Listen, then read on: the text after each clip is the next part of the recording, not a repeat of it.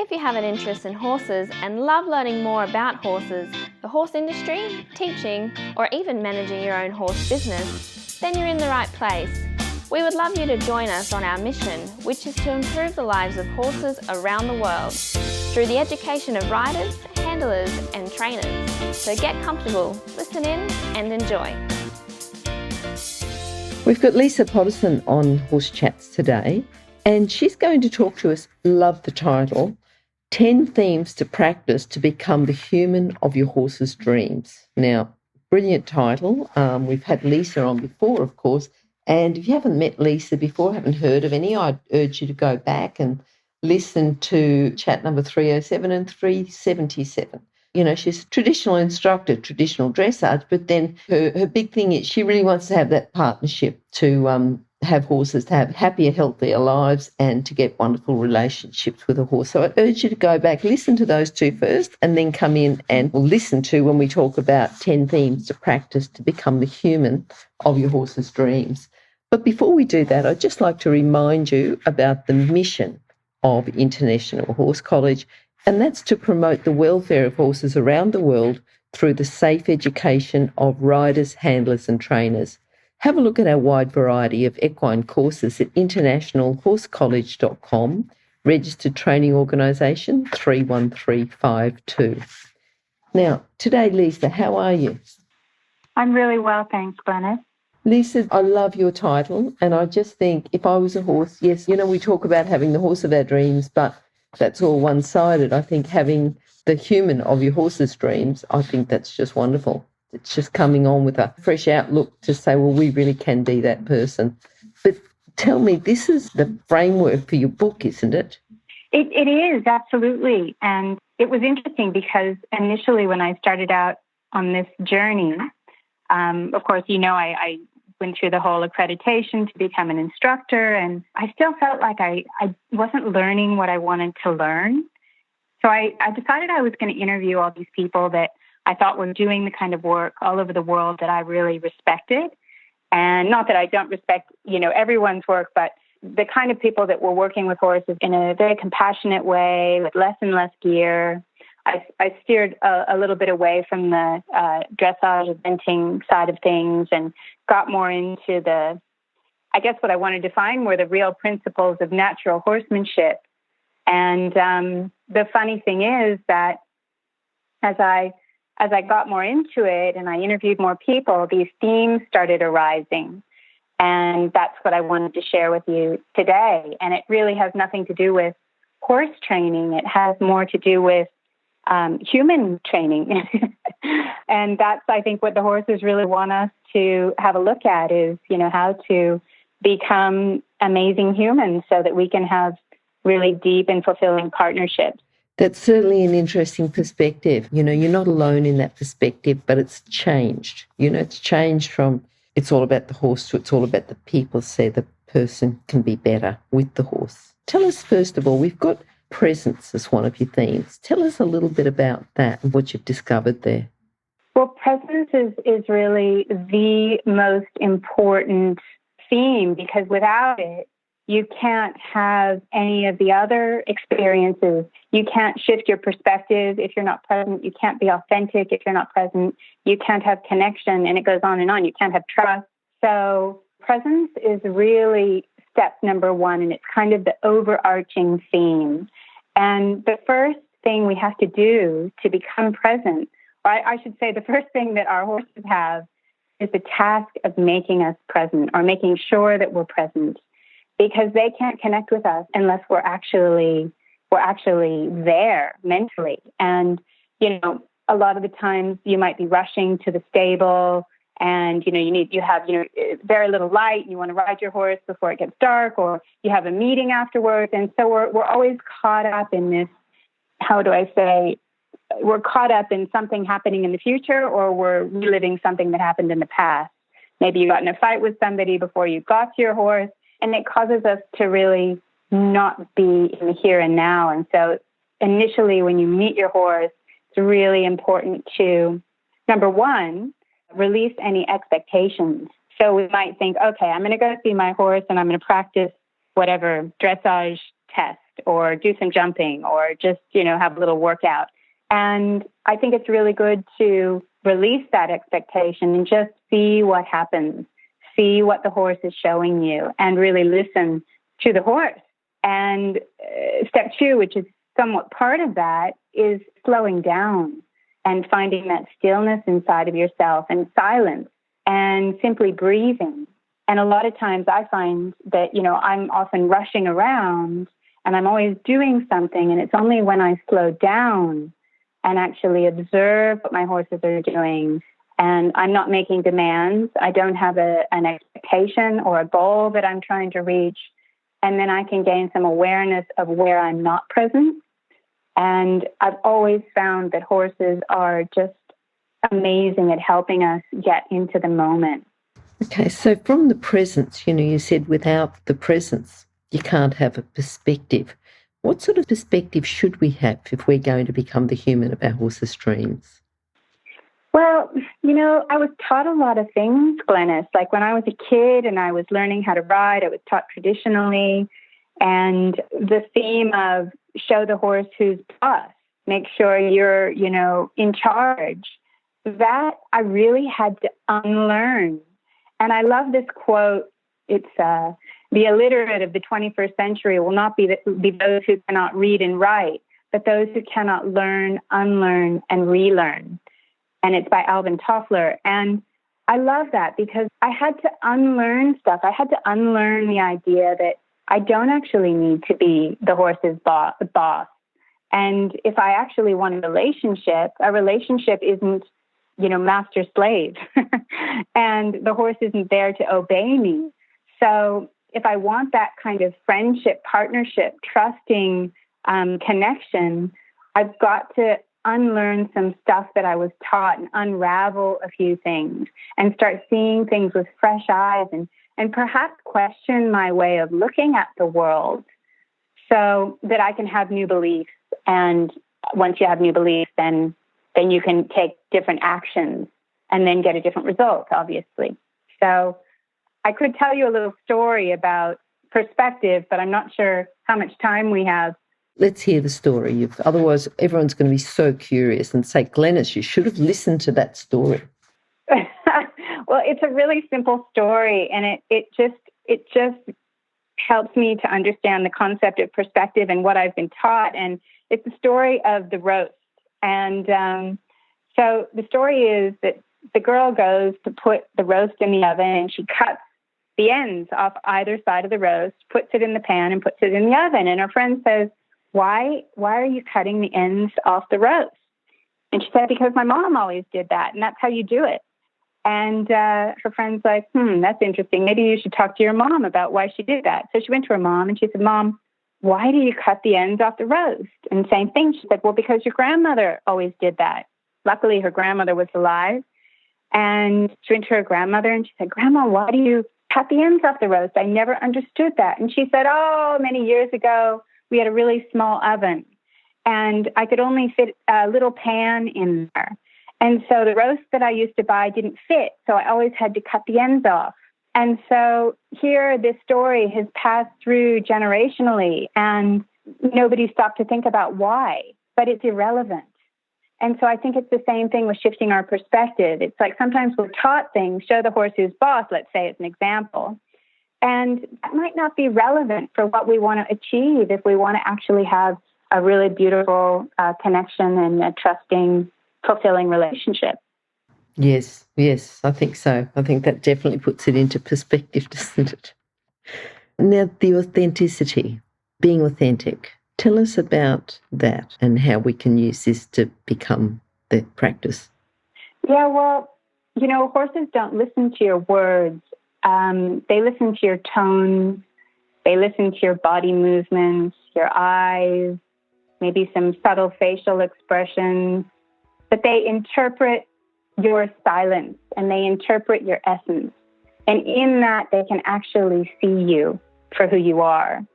And so just like they are completely themselves. They're not trying to hide anything. They're at peace with who they are. And I think that they're showing us, they embody that authenticity themselves. They don't pretend, they're clear about how they feel. As we know, they can be very opinionated, which is great, and they're not phony. And so when we, as humans, I think we're a little bit more complex and we have these masks. Those don't work with horses. So, some people, Linda Kohanev, I think, talks about the idea of congruence, and that when we mask our emotions around horses, it's actually very confusing for them. And it's almost like the person looks out of focus to their awareness system. And when you try to put on a happy face, but you're actually not feeling great, you're a bit angry about something, you're sad, it's actually so incongruent, and they're going to sense the rise in your blood pressure or your muscle tension or your emotional intensity. And they're not going to understand where you're coming from. And it's not going to make them feel like they can trust you because you're incongruent. So the first step after, I should say, there's first presence, and then being open to shifting your perspective and seeing things a little different, and then getting real about who you actually are and just be yourself. And if you're upset, or something happened, they understand crying. I've cried so many times in the paddock and gotten so much emotional support from horses who just stand there with me. And, they're like a dear friend. So I think that's a really important part of the process, is to get real with ourselves and just be honest, Yeah. Being honest and, you being in the paddock with your horse, or, in the field or pasture if we're talking about people from other countries. But that whole presence, perspective, authenticity, it sounds like we need that before we have the connection. Am I on the right track there? Totally. And that was the thing why, it's taken me a long time to complete this project. And initially I thought it was going to be mainly these interviews with these amazing people, but then all of a sudden these themes started arising. And it was like as if these themes were the themes that the horses really wanted humans to start practicing and taking notice of in order to have connection, in order to have these beautiful experiences. And, one thing I found with connection, which is surprising, is that sometimes it happens when we disconnect first from people, places, or concepts that are no longer serving us. Like I said, it might be irrelevant to cut the ends off the road. And that way we can make space to reconnect with new people and new ideas that are actually more relevant to the person we are now. And so that was actually kind of hard for me because I came from that traditional background. And all of a sudden, I wanted to ride without a bit, and I would then eventually wanted to ride without a bridle, and then eventually I didn't want to ride at all. And it was like people thought I was crazy. So there was that period of isolation and separation before I could find the people that were interested in the same things that I was, who sort of understood, and I didn't feel so disconnected. So I just, I'll warn anyone that it's not necessarily an easy process, but it's necessary sometimes to disconnect before you find what it is that you need to connect with. So I guess the best thing is actually doing nothing, spending quiet time alone in nature. And that's been one of the most healing and restorative things that I do. Instead of thinking that I have to do more and achieve more, the horses, I feel, are urging us to do less. And funnily enough, with COVID as well, we're sort of forced, at least we have been, things are coming back a little bit now, but Mother Earth is asking us to do a little bit less and connect more on a deeper level to our heart's truth. The connection, we often talk about getting a better connection or a deeper connection with our horse, and we talk about trust almost in the same sentence. So is connection and trust along the same thing, as the same theme, or two separate themes? Can you just explain either, the relationship between the connection and the trust? Yeah, that's a really good point. Look, you need trust to have connection, don't you? And so perhaps I could change the order of that, because trust is really everything. And the more we trust, the more trust there is. So, it's great when we're able to trust our horses. And trusting our horses is almost practice for trusting what's happening in our life outside of horses. And so as far as the relationship between connection and trust, I actually just feel that I don't trust anybody that I don't feel connected to, basically. And I don't connect with anybody that I don't trust. So I don't know. They're sort of two sides of the same coin in a way. But I think we do need that foundation. And because if we, and I guess in the way that I was feeling about trust, I was feeling it like an active engagement with the unknown, because there have been times in my life where I've had to leap into the void, in and outside of working with horses. For instance, let's just use horses because this is a horse-centric talk. We would need to trust our horses in order to take the bridle off. And that is, we don't know necessarily that the horse isn't going to take off, but we have faith that we've done enough work, we've established enough connection and enough language between the two of us that our horse understands what it is that we're trying to do. They understand how to stop and turn using leg pressure and our seat. But we still have to, at some point, take the bridle off.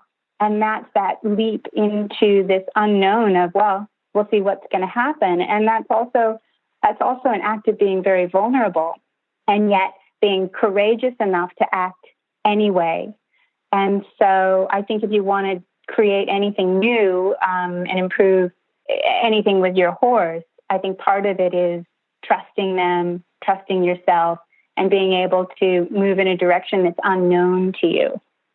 We often talk about communicating with our horse, and we've got different versions of communication, and different people communicate in different ways, I suppose. But what do you think are the keys to communicating between human and horse? Well, it's funny, I spoke with an animal communicator who I respected for this project. Her name's Marta Williams. And there was one thing she said that really stuck in my mind. And she said, if we speak to our animals as if they understand everything we're saying, there's a good chance we'll reach an understanding, because they do. They do understand. And it's like I said before, they're not listening to our words, but they're listening to the feeling beneath the words. So communication, I don't think, needs to be verbal. It can happen in many, many different ways. Energetic communication, body awareness, different kind of body movements, and the way our posture is a form of communication.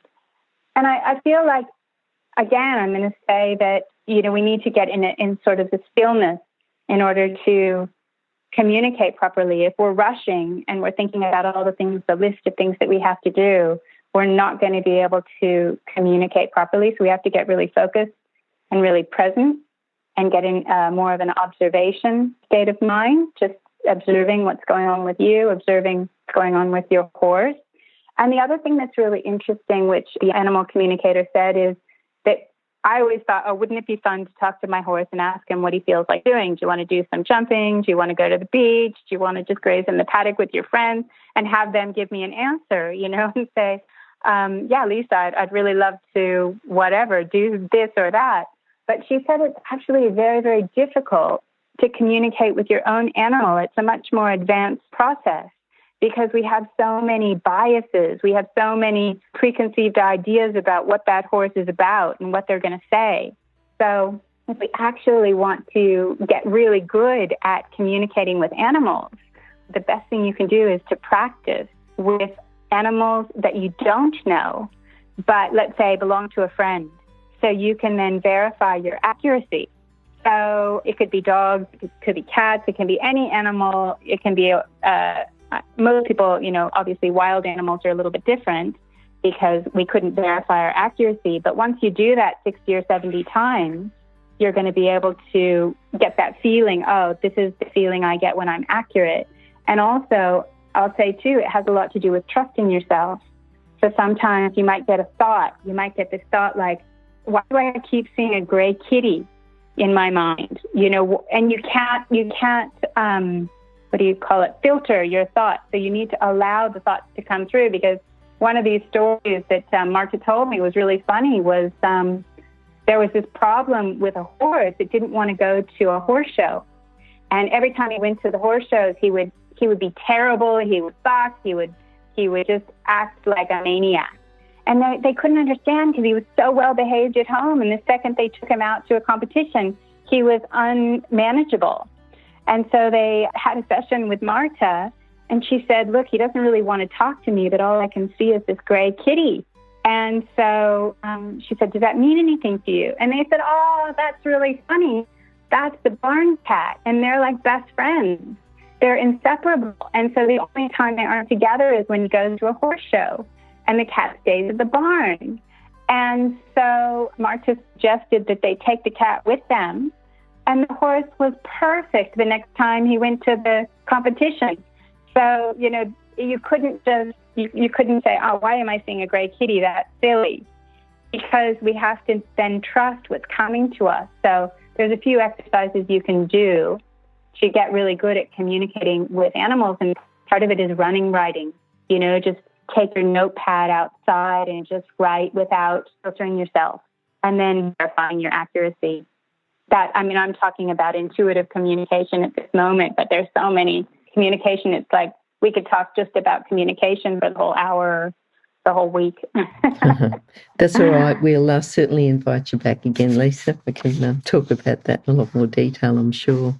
Oh, wonderful. Lisa, I'm sure you're going to tell me that consistency is important, but how important is that consistency? How can it change? When would it change? Or is it important to be consistent all the time? How do we practice consistency? Yeah, I guess it's so important with everything, isn't it? Like with ourselves, we could say we want to eat healthy, we want to take care of ourselves, but, eating an apple isn't going to do it. We've got to really make a conscious effort to, let's say, eat more fruit and vegetables on a daily, weekly, monthly, yearly basis. It's not something that's going to happen instantly when we want to heal ourselves. So the same thing goes with, consistency with the horses. I think we need to show up.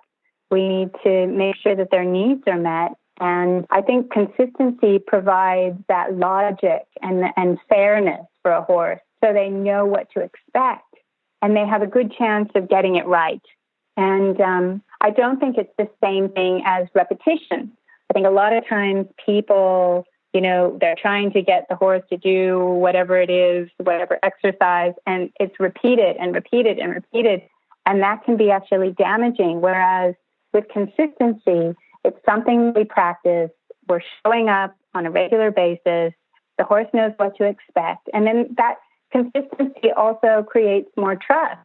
So with all of these themes, they are kind of intertwined. You can't have connection without trust. You can't have trust without consistency. They're all the things that the horses actually are urging us to look at. And that's why I say for us to become the human of their dreams, but then that has a much more far-reaching impact on our life than just working with the horses. Consistency, if you want to get fit, you got to do what it takes to get fit in the way that you want. It can't happen with a one session, wonder. So I also think it's very confusing for horses if you try different techniques, you try different gear, you sort of show up sometimes, but maybe there's another rider that comes sometimes. Very confusing for the horse. So when we're consistent and we train correctly, it really brings the results, and it also brings the trust. And you talked about the healing just a moment ago. Tell us about the healing. The healing. They're all such big topics. It's so hard for me to condense into a little nut. But look, the process is the point. I always thought that it was this destination and I'd be healed. I'd be physically, mentally, just completely perfect in some way if I could just get there, wherever there is. But it's actually this process of healing. And probably the easiest way that I can describe it is basically when I look at the horses, I realize 9 times out of 10 that what they need is exactly what I need.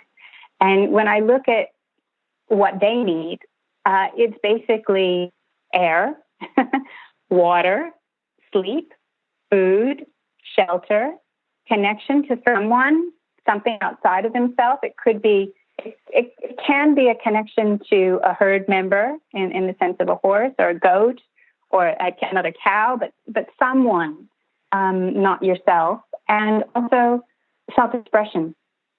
And I realized that, so there's 7 natural needs that everyone needs in order to be healthy and to thrive. And, of course, air, we need the most. And water, second. People often think food is the third thing, but it's actually sleep. Because we could live a month without food, but we couldn't live a month without sleep. It's like torture. So it was interesting when I was looking at, practices to heal horses, because a lot of times when horses come into my care, they're in need of significant healing, whether it be they've had come from a traumatic background, or their feet are all messed up, or they're underweight, or they haven't been listened to and they're shut down, or they're aggressive. Otherwise, people don't need a trainer. They always come when there's challenges, I should say. When I looked at these practices to heal horses, they're just like us. They need air and they need fresh water. They need food, mostly in the form of forage or grass or chaff. And obviously, they need sleep and relaxation, which I think part of that, I would put the importance of having a herd in there, because horses can't deeply relax without knowing that someone's got their back. They always need to be guarded by one of their friends. And then they need the shelter from the elements. Look, it doesn't always have to be a stable. I don't even use stables. I'm a real firm believer of walk-in, walk-out shelters, or even at my house, I put that in. I put a little shelter in man-made, and of course, they just love the big tree. The big tree is so much better than the shelter that I built. And, if you don't even have that, maybe, if it's raining really hard and it's cold, like it has been, I know, up in Queensland, that, they get a rug, but then making sure that rug gets taken off as soon as it gets too hot, because that I see quite often is over-rugging horses, or, they're sitting there in the paddock with a rug on and then the sun is shining, and that's a bit rough as well. And then let's say the last one would be freedom, which is their creative expression. They need to roam in order to stay healthy mentally and physically.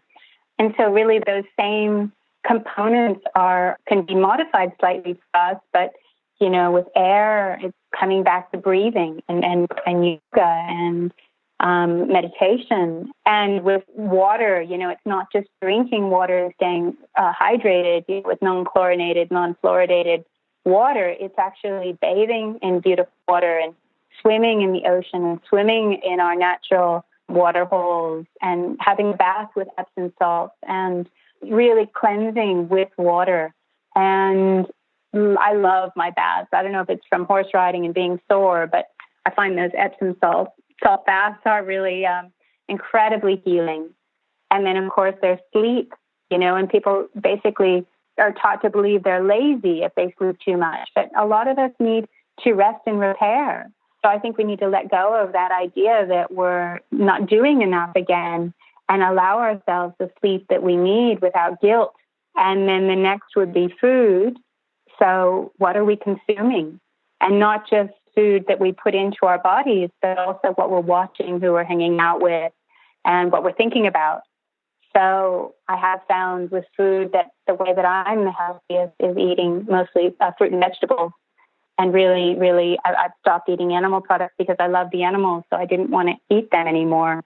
So that was a big transformation for me, because I initially was taught that meat was food and it was healthy for you. So that was something I had to really shift my perspective on a few years ago. And then, of course, there's shelter, just a personal space that's sacred to us, and keeping it organized and clean and functional. It doesn't have to be fancy, but it's definitely important that there's no clutter, it's not disorganized. I know that I can't mentally think if my desk is a mess.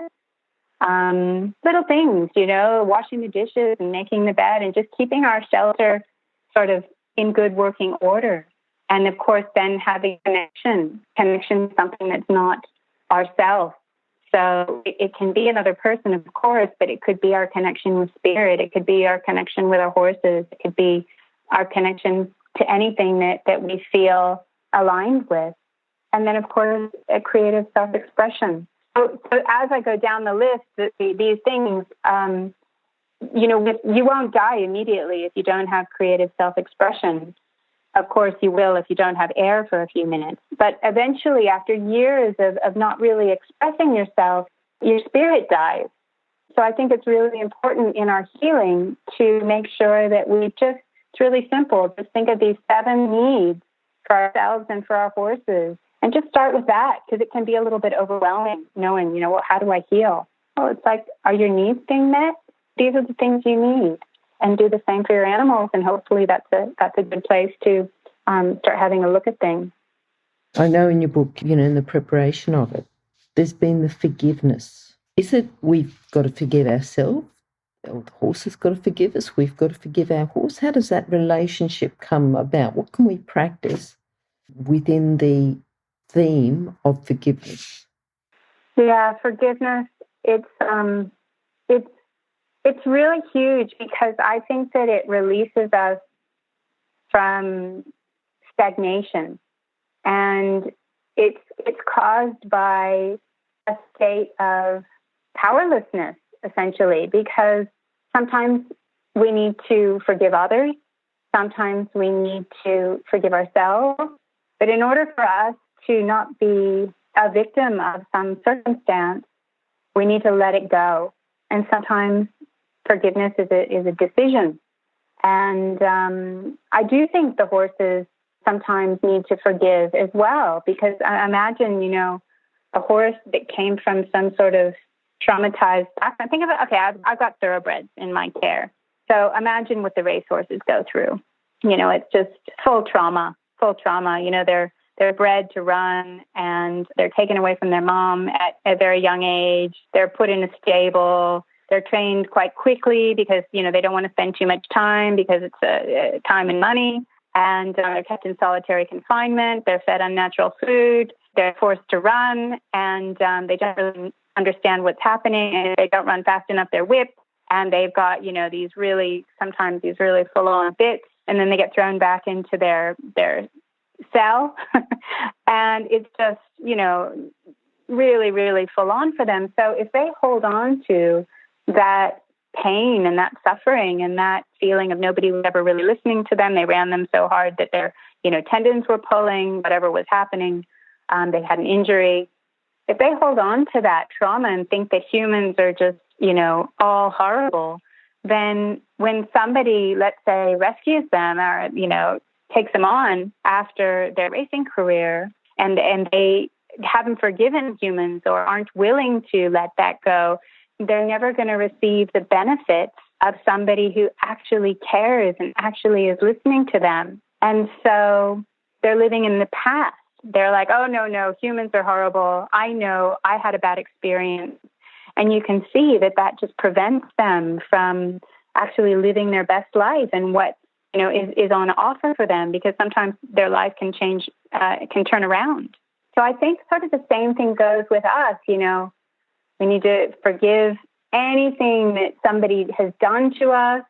It doesn't matter how bad it is. It doesn't matter if they took accountability for it. What matters is that we're able to forgive it. It doesn't mean forgetting it, and let it go, even though it might have been terribly unjust, so that we can create a new future based on our present circumstances, which may be totally different from what happened in the past, and that we can move on, in a harmonious way without that trauma being carried with us like a bunch of baggage. And it sort of colors our perception of what's happening because of this, maybe we're carrying a bunch of bags, or we've got, 10 pair of eyeglasses that are skewing. I'll go back to perspective again. I used to call them perspectacles. I need a new pair of perspectacles, because, sometimes, we're seeing things through so many filters. So I think forgiveness sort of clears that slate. And so, it could be the horses forgiving us. It could be we forgiving. Let's say a horse kicks you, you've got to let that go. If a horse bucks you off, well, that was so 5 minutes ago. So, of course, you want to deal with what's at hand. But if I go back to that horse and think, oh, geez, it kicked me last time, of course I'll use preventative measures, and I'm not going to go, run up to their hindquarters. But if I am constantly living in something that happened in the past, I'm just going to recreate that in my future. So I think forgiveness is a huge part, and sometimes a little bit painful as well. So, there is sometimes some sadness, but we just need to let go and continue on our way and see what else, kind of magical things appear. I suppose after the forgiveness, what we're looking for is the peace. What can we do then to have the practice of peace? Yeah.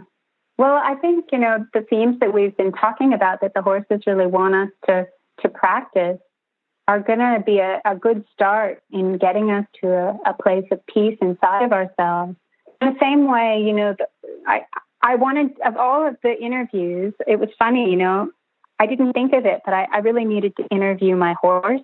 I had this really beautiful old thoroughbred named Bob.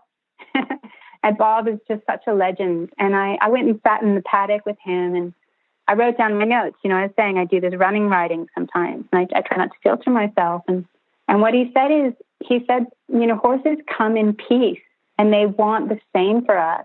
And they don't really understand why humans feel the need to treat us the way that we often do. Why we need to, like I was saying, the trauma cost in the racing industry. And I know, of course, there's a lot of people out there that say, no, racehorses have the best lives.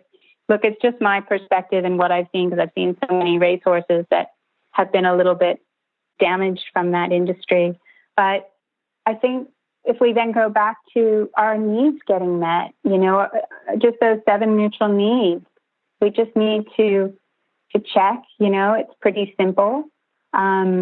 We also, very similar to the horses, we just want to live peacefully with our families. We want to feel the warmth of the sun. We want to have the freedom to, be out in nature. We want to have the connection with each other. And this is basically what the horses are saying that they want as well. And they want to feel connected to their animal brothers and sisters as well as their human friends. And they really don't want us to use them as a beast of burden. When you look up horse in dictionary, it says beast of burden still. It's just crazy. And so, and with the racing industry, it's a very economic pursuit. And with a lot of competition, it can be an ego pursuit, which, I was in as well many, many years ago. And I just, wanted to look good. And I think what they're asking is for us to just be, be ourselves, be authentic, and start working on some of these themes, practice communicating, practice showing up with consistency, go through a little bit of a healing process, forgive what happened in the past. And then suddenly, you're going to find yourself in a more peaceful state because, there's nowhere to go and there's nothing to do. And so that's sort of what Bob was saying. He's like, again, it's slowing down, taking time for yourself, taking time to be present, and remembering that we're really all the same. And, you can choose to understand other beings, non-human beings. And I think the horses are really showing that. This one question that I read, one of my favorite Facebook pages, is called Horse-Human Bond. And I contacted the woman who started the page. It's a fantastic page. Her name's Karen McKelney. I think I've got her name right.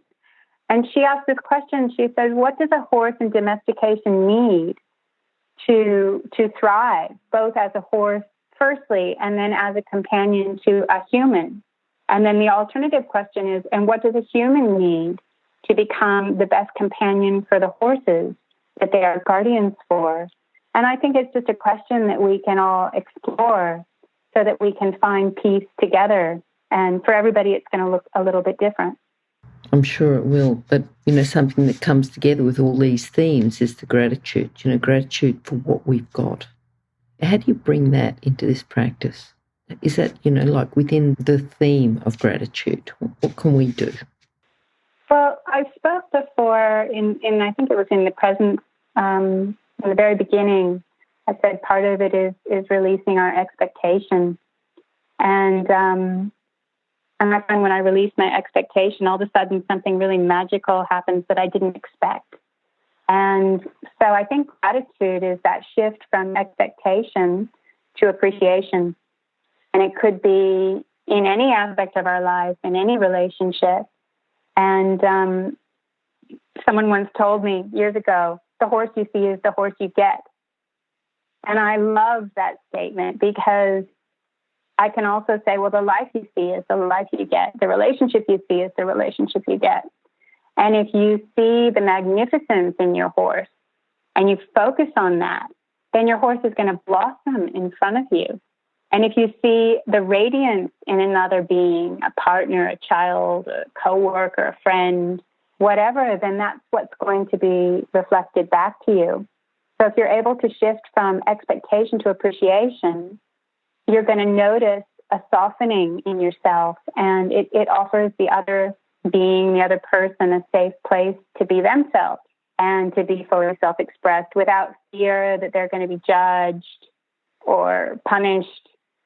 People just sense it, you know. It's amazing when you start seeing, I'm sure you've seen it, Glenys, when you see the horse just like, wow, I didn't realize you could do all of this. They just show you their intelligence and their power and their humor. And when you just, in your heart, you feel that appreciation and you recognize them for who they are, then that is, that you're going to have a better chance of getting a great relationship. And I think, you know, the 3 steps to get started with expanding your sense of gratitude is that acknowledgement, let's say number 1, and recognizing who or what you're grateful for. And then number 2, it would be appreciation. So honoring and cherishing whatever it is that you are appreciating. And the 3rd would be allowance, which is accepting what it is without yearning for something else. You know, oh, I like my horse, but I wish it was a Frisian. Or I wish, you know, I like my thoroughbred, but, you know, it's like, well, you have to just allow and accept what is without wanting something else. So that's a big part of it. So like the practices would be, you know, maybe simply thinking of a few things that you're grateful for, which a lot of people have gratitude diaries, which is amazing. But the more advanced thinking is then having gratitude for the things that went terribly wrong and feeling grateful for those experiences because those experiences taught you something and made you more of who you are. So that's sort of the practice. I've learned more from horses that have been bucking and kicking and biting and rearing than I have from the ones that are quite happy to go along with the program.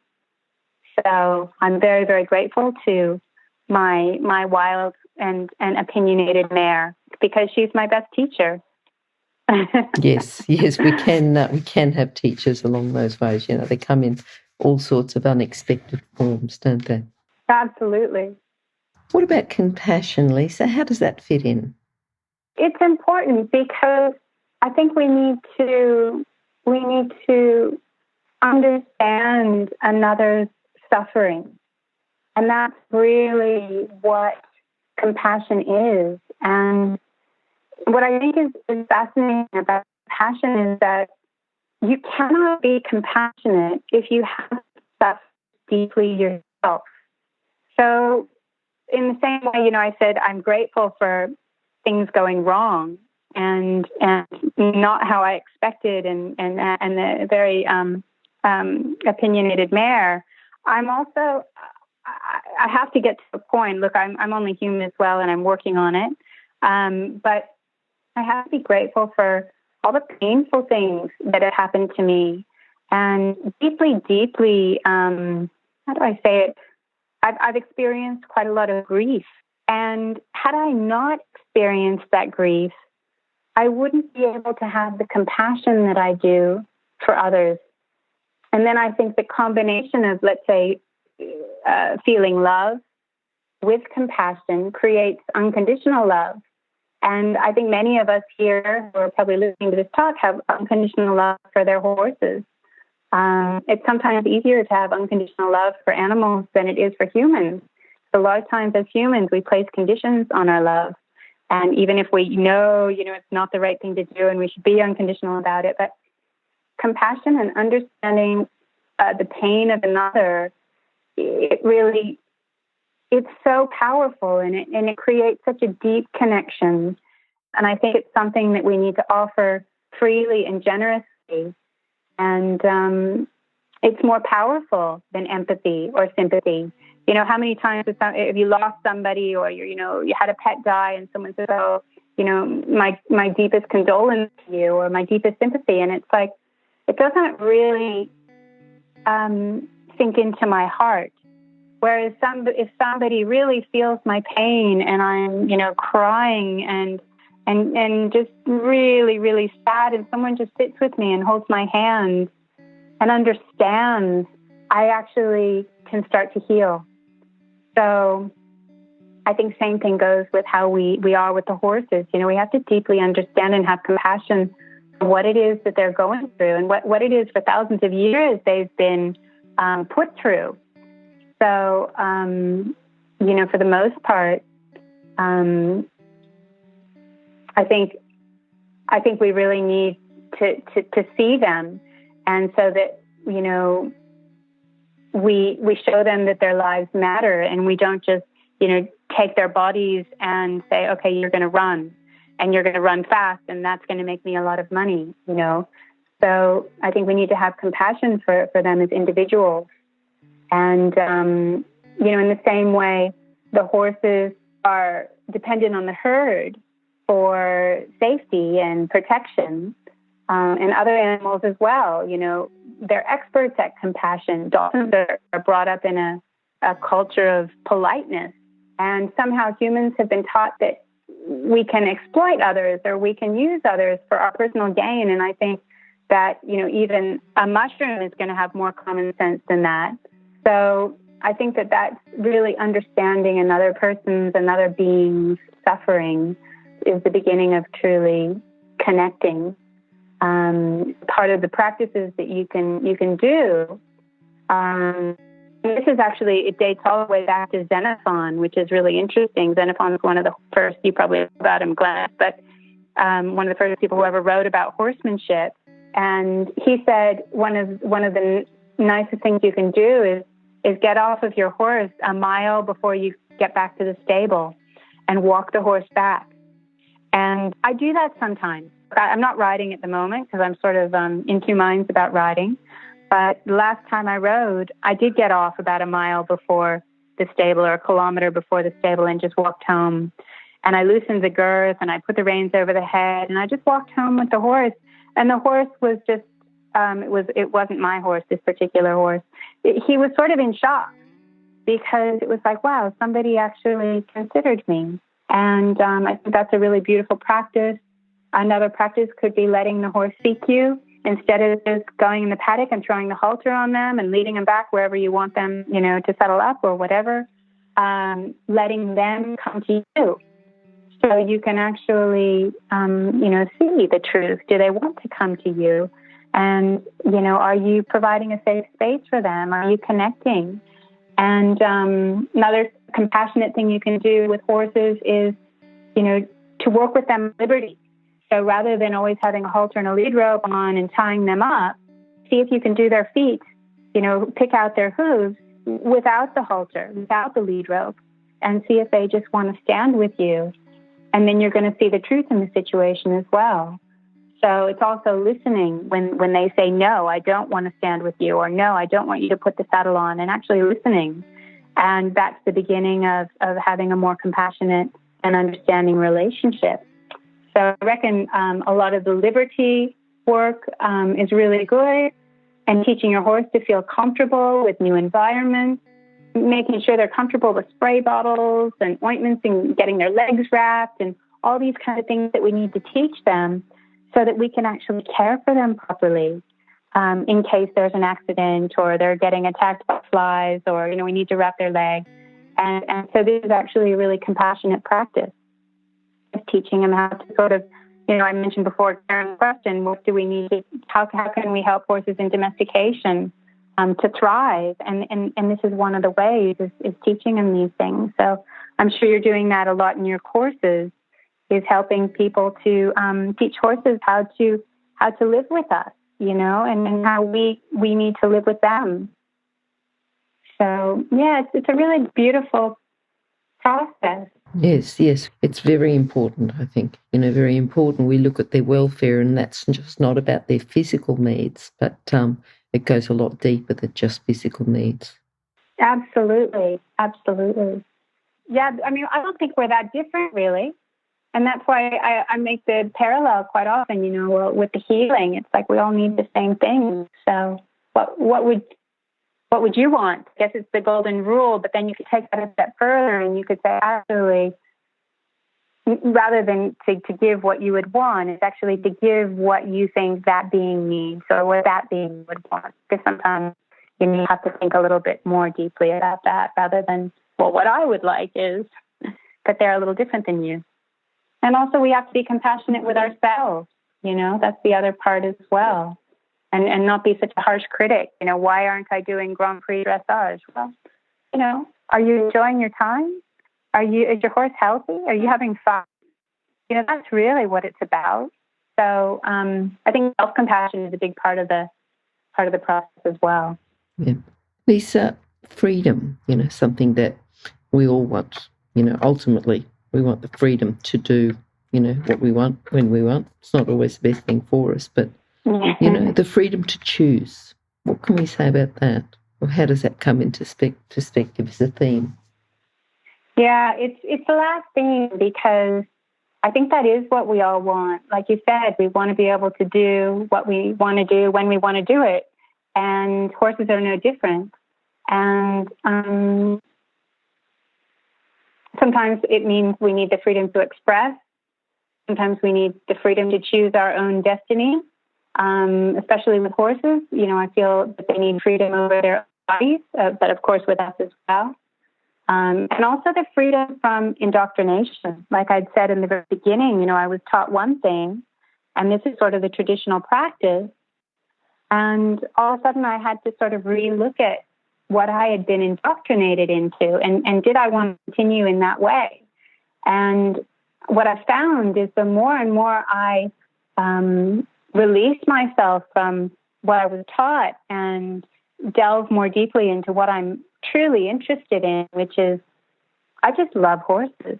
I love all animals, but horses are just so incredibly, God, I can't even find words for it. They're just I'm so grateful that I have the opportunity to have them in my life. But I also find that when we free the horse from their servitude, dressage was initially to train horses for the war. So we don't really need that anymore. So once we stop training them in that kind of way, not that I think dressage is bad, because dressage isn't bad, but I feel that when we're unaware of our beliefs and we just sort of do things without thinking about them, that we're in sort of this trap of doing the same thing over and over again, like the Rose story. And I guess that's why I felt it was relevant to tell, even though I don't even eat meat. It's just the concept of it. But once we free the horses from their servitude, then I feel like we're also freeing ourselves from ours. So like, for instance, when I stopped using stables and putting the horse in, locking them up, in the past, I was having to go in the morning and muck out and clean up all the manure and then, wheelbarrow that to the pile. And it was so much work, and then so more shaving. And now when I've actually given the horses the freedom, they're on 50 acres roaming with their herd, and they have the walk-in, walk-out shelter, like I said, and then have the big tree, which they love even more. And I haven't picked up a manure in years now. So it's like, it's freed me from all that labor and all that energy. And, now if I would just go out, I might need to go pick some manure up for the garden, but that's about it. I just don't, it's not part of my daily grind. And so, that's a tiny example, but I find once we release our attachment to whatever outcome, it also liberates us from being controlled by whatever false belief we had. And then it allows us to choose what matters to us. So, so freedom is really, I think, when we're practicing these themes that the horses are encouraging us to look at to be better humans, that the ultimate result and the ultimate experience is a sense of peace and freedom. Lisa, I love the framework of your book. I know it's not ready yet, but you certainly need to come back and let us know, when the book is available. And I understand it's going to be available as well as an audio book, which will be very good. Yeah, I think it's easy to listen to something, in the car when you're driving, and a lot of people are, rushing around, time poor. So, yeah, I'd love to offer that. But I just want to thank you so much, Glenys. And I love you're also very open-minded and willing to look at things. And I love the platform that you have, and that its main concern is really the welfare of horses, which, need to be a voice for these beautiful, beautiful animals that have given humanity so much. And so thank you so much for having me again on your podcast. I really, really enjoy it and appreciate you.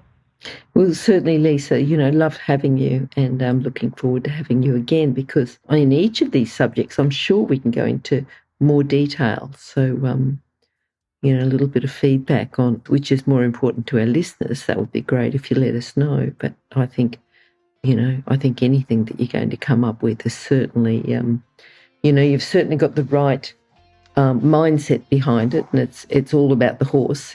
It's what can we do for the horse, and I certainly appreciate you for that. So thank you for coming on, and thank you for your time, Lisa. I've really enjoyed our chat today. Oh, thanks, Glenys, and you take care, and we'll speak soon. Okay, wonderful. Talk to you soon then. Bye-bye. Okay, bye. Thank you. If you've enjoyed this chat, then please comment, rate and subscribe. If you'd like any changes or recommendations for guests, then please contact us through horsechats.com. And while you're online, have a look at the government-accredited courses at internationalhorsecollege.com. Registered Training Organisation 31352. Remember that our comments and instructions are general in nature and do not take into consideration your individual horses or your individual ability and circumstances. If you enjoyed this podcast, then please leave your comment below.